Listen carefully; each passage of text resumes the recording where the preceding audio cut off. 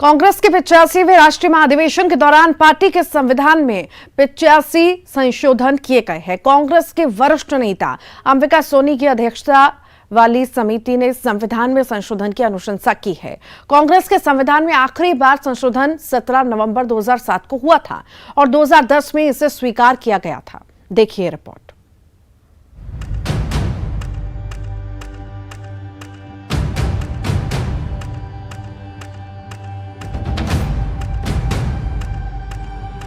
रायपुर में कांग्रेस के 85वें राष्ट्रीय महाधिवेशन के दौरान पार्टी के संविधान 85 छोटे बड़े संशोधन किए गए हैं, लेकिन सबसे बड़ा संशोधन कांग्रेस कार्य समिति को लेकर किया गया है।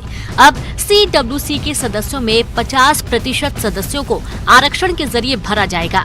संशोधन के मुताबिक SC, ST, OBC, महिला और युवाओं को 50% आरक्षण दिया जाएगा। पार्टी में 50 साल से कम उम्र के नौजवानों और महिलाओं की भागीदारी होगी। पार्टी में अब पेपर मेंबरशिप नहीं दी जाएगी, केवल डिजिटल मेंबरशिप दी जाएगी। ये जो प्रावधान है, इसके पीछे समाज की नुमाइंदगी है। जो हमारे दलित भाई बहन हैं, हमारे आदिवासी साथी हैं, जो 50% रिजर्वेशन है, उसके अंदर भी 25% उनके लिए है और 25% पिछड़ों और अल्पसंख्यकों के लिए। जो पिछड़े हैं, अल्पसंख्यक हैं, उनको राजनीतिक भागीदारी मिले, ये सोच है कांग्रेस की लीडरशिप की, ये सोच है कांग्रेस के साथियों की। और वो राजनीतिक भागीदारी अगर मैं आपको सरकारी नौकरी में दे सकता हूं, नौकरी किस लिए, एडमिशन में दे सकता हूं, पढ़ाई में दे सकता हूं, तो फिर राजनीतिक दल के अंदर वो भागीदारी क्यों नहीं मिल सकती। इसलिए और युवा और महिला, उनके बारे में राहुल जी शायद हजारों बार बोल चुके हैं, और ये भागीदारी सुनिश्चित हो, इसलिए पहले चैरिटी बिगिंस एट होम, पहले खुद को पहल करनी पड़ेगी अपने संगठन में, तब हम कहेंगे बाकी समाज को कि हाँ, महिलाओं के लिए, 50 से कम के नौजवानों के लिए आपको जगह बनानी पड़ेगी। पार्टी के उदयपुर डिक्लेरेशन में तय 50 अंडर 50 की अवधारणा पर अंतिम मुहर लग चुकी है, लेकिन सवाल है कि क्या इससे 50 साल से ज्यादा उम्र के नेताओं का प्रतिनिधित्व घटेगा। मान के चले कि एक तरह से किसी भी पार्टी में ये कहा जाता है कि लंबे समय से जो लोग बिल्कुल, कुछ लोग को एक उम्र के लोग जो है वो कब्जा करके रखे रहते हैं, उनको मठाधीश भी कहा जाता है दूसरे शब्दों में, तो वो भी उनको भी हटाने की बात कही जाए कि देखिए धीरे धीरे राजनीति में जो बहुत उम्र को पार कर चुके हैं, उनको अपने आप ही स्थान छोड़ देना चाहिए और नौजवानों को स्थान देना चाहिए। अच्छी बात है, इसमें क्या दिक्कत है। और जब सिद्धांत बन जाएंगे तो निश्चित रूप से नौजवान आगे आएंगे और पार्टी को नई स्फूर्ति और दिशा मिलेगी। सर, अगर ये बात है तो फिर राजस्थान की बात कर लेते हैं। वहां पर भी अगर हम बात करें तो एक नौजवान और एक उम्र का डिफरेंस जो जिस तरीके से है, और अभी जो बात कही गई, तो आप क्या मान के चल, सचिन पायलट और अशोक गहलोत के बीच में जो चीज, हमारे रिजोल्यूशन में कहीं ये पायलट को आगे करा, हमारे यहाँ रिजोल्यूशन में ये कहीं नहीं है कि बुजुर्ग जो यहाँ रहेंगे ही नहीं। 50% युवाओं को स्थान है, तो 50% जो दूसरे लोग हैं उनको भी स्थान मिलेगा। दोनों में कॉम्बिनेशन बराबर करके चलेंगे। सचिन पायलट का रास्ता साफ है, ये मानने में मला हो। राजस्थान में देखिए, मैं बताता हूँ, राजस्थान में कोई डिस्प्यूट नहीं है। पार्टी के संविधान में इस बड़े बदलाव से युवा नेताओं में खुशी है। युवा नेताओं का मानना है कि इससे देश और कांग्रेस की राजनीति में बदलाव आएगा, साथ ही युवाओं का टाइम आएगा। बहुत क्रांतिकारी फैसला है। देखिए, पार्टी कोई भी वो बूढ़ी नहीं होती है। उसमें एक क्राइटेरिया अगर ये लाया गया कि 50% लोगों को, युवाओं को मौका मिलेगा, तो ये बहुत क्रांतिकारी फैसला। और दूसरा बहुत क्रांतिकारी जो अमेंडमेंट हुआ है वो ये है कि 50% SC, ST, OBC माइनॉरिटी के लोगों को संगठन से लेकर के हर स्तर पे तरजीह दी जाएगी, उन्हें रिप्रेजेंटेशन दिया जाएगा। ये जो दो फैसले हैं, ये कांग्रेस की राजनीति में बहुत बदलाव लाएंगे और देश की राजनीति में भी बहुत बदलाव लाएंगे। हम सब बहुत खुश हैं और जोश है, तो उम्मीद जरूर रखते हैं, सही नियत से काम कर रहे हैं और देश के हित में काम करेंगे। अपना टाइम आएगा। आपको अपनी भूमिका किस तरीके से, अपना रोल किस तरीके से देखती है कांग्रेस में आगे? संगठन के लिए काम करेंगे। और मैं हमेशा से कहती हूँ, मेरे पिता हमेशा संगठन के लिए ही जीते थे, उनके लिए कांग्रेस और देश, तो उनके सिखाए गए उसूलों पे ही आगे चलेंगे। रायपुर के कांग्रेस महाधिवेशन में संशोधित हुए पार्टी के संविधान के मुताबिक कांग्रेस कार्य समिति में अब लोकसभा और राज्यसभा दोनों में कांग्रेस के नेताओं के अलावा पार्टी के पूर्व प्रधानमंत्रियों और पूर्व एआईसीसी प्रमुखों को भी शामिल किया जाएगा। सीडब्ल्यूसी सदस्यों की संख्या पहले के 23 से बढ़कर 35 हो जाएगी, जिसमें 18 सदस्य चुने जाएंगे और 17 मनोनीत किए जाएंगे। इसके अलावा बूथ कमेटी और पंचायत कमेटी प्रदेश कांग्रेस की इकाई होगी। इसके लिए भी कांग्रेस ने अपने संविधान में संशोधन किया है। ग्राम पंचायत कमेटी के सदस्य ऑटोमेटिक पीसीसी के सदस्य हो जाएंगे।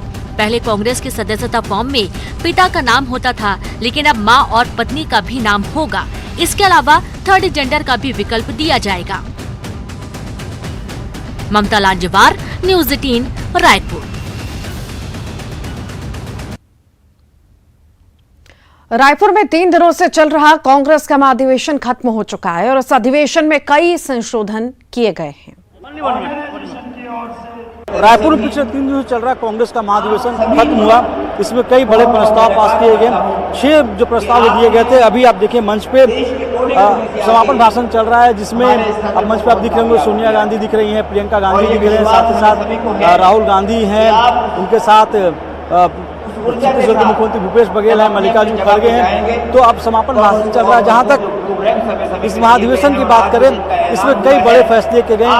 करीब 85 छोटे बड़े संशोधन किए गए थे, अमेंडमेंट थे कांग्रेस के संविधान के। और दूसरी तरफ जो अहम बात अगर आपको बताऊं तो कांग्रेस वर्किंग कमेटी की मेंबर्स की संख्या 23 से बढ़ाकर 35 कर दी गई। दूसरी तरफ पार्टी को युवा करने की कोशिश है और उसी के तर्ज पर 50-50 का फॉर्मूला भी तय किया गया है। वीडियो जर्नलिस्ट सोनू मंडल के साथ रवि सिसोदिया, न्यूज 18 रायपुर। अधिवेशन के समापन के बाद रायपुर के जोरा में कांग्रेस की रैली हुई, जिसमें प्रियंका गांधी, सीएम भूपेश बघेल और पार्टी अध्यक्ष मल्लिकार्जुन खड़गे ने कार्यकर्ताओं को संबोधित किया। हाथ से हाथ जोड़ो जनसभा को संबोधित करते हुए बीजेपी पर जमकर हमला किया गया।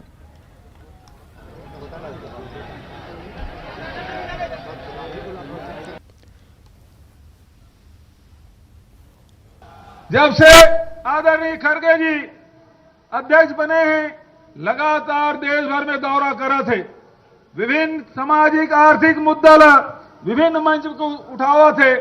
आम जनता के हक और अधिकार के लड़ाई आदरणीय खड़गे जी के नेतृत्व में कांग्रेस पार्टी करे थे। मैं आदरणीय खड़गे जी बताना चाहता हूं, जिन कांग्रेस के रास्ता है, जिन यूपीए सरकार के जिन फैसला है, जिन राहुल गांधी जी जिन हमारा रास्ता बताया है, वो रास्ता में चलते हुए छत्तीसगढ़ सरकार आज काम कर थे। ई रायपुर है जिनमें सम्मेलन हुई, वही जगह राहुल गांधी जी आए रही से, वही किसान मन के ऋण माफी के चेक बांटे के काम करीस और राहुल जी 2500 रुपया दे के बात करे रही से। लेकिन आज किसान मन ले साल जन धान बेचे हो वो 2640 रुपया, और अगले साल जब चुनाव हुई 150 समर्थन मूल्य हुई, ते समय 2800 रुपया हुई। ईडी के, इनकम टैक्स के तमाम हमारे नेताओं पे, हमारे कार्यकर्ताओं पर दबाव डालने की कोशिश हो रही है। ये क्यों हो रही है? मेरी समझ में ये इसलिए हो रही है कि यहाँ की सरकार, यहाँ के मुख्यमंत्री छत्तीसगढ़ का स्वाभिमान, छत्तीसगढ़ की शान पूरे देश भर में फैला रहे हैं।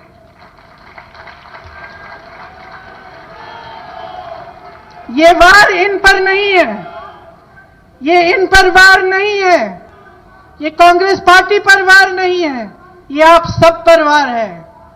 क्योंकि पूरा देश जानता है कि छत्तीसगढ़ में जैसे सरकार चल रही है,